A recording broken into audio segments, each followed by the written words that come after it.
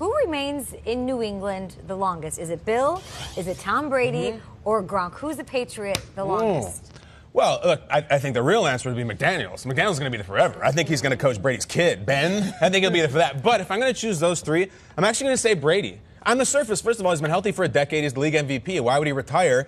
I think Gronk, I hate to say it because he's got his new head shaved and he's so jolly and it's good to see him again.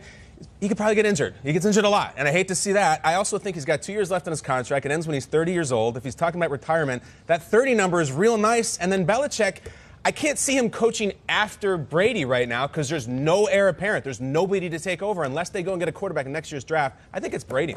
Yeah, I'm looking at Belichick, and what he's done over the last few years is he's become a lighter version of himself. And knowing certain coaches, when you start seeing more smiles, you start seeing more conversation, when you start seeing more personality, that's a sign that they're nearing the end. The light at the end of the tunnel is brighter and brighter, and he might be moving away. So for me, it isn't about Belichick in this conversation. It's about Tom Brady and Gronk. And you know what we always say about age.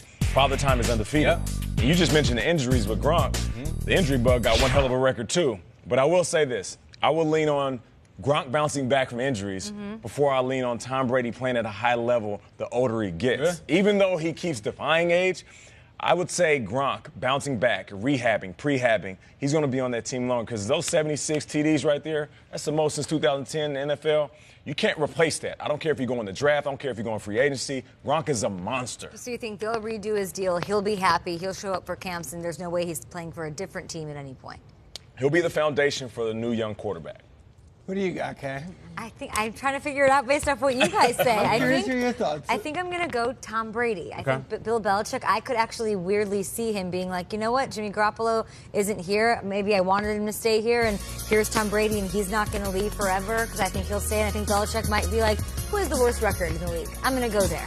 I'm going to go there and show people what I can do as part of my life. I like that challenge. Tom Brady wants to play till he's 45. I actually believe that if there's somebody that can beat Father Time, it's him. He has a business where he, predicated on the fact that he can sustain and play.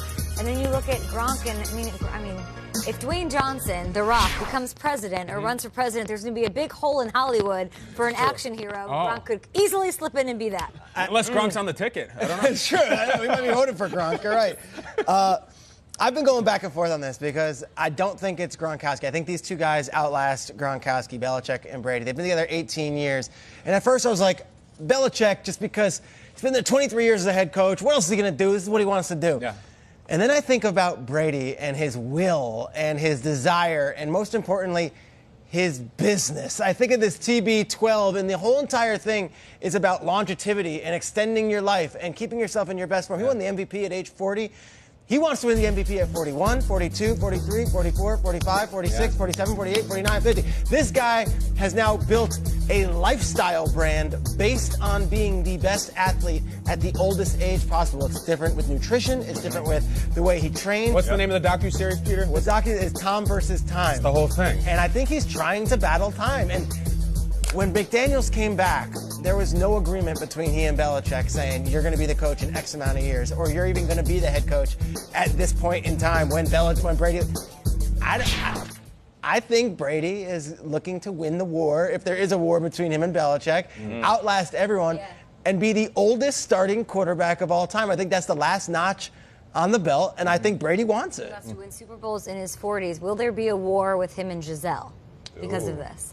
Giselle clearly has opinions. Factor. Yeah, and X factor in all of this. But I feel like if he does the offseason like he did this past one, and he's going to Monaco, and he's going to Qatar, maybe that's a concession. Maybe that's what he's doing. He's like, you let me have my off seasons. That's it. Once August or once June 5th hits, I'm all in. Do you guys ever do something really nice? Maybe you don't go out and you tell your wife, oh, like I didn't go out with all my friends. I want to stay home with you because you know in the back of your head in 2 weeks there's like a game you want to go to. You got to build up the Kool-Aid points. It's called chess. Yeah.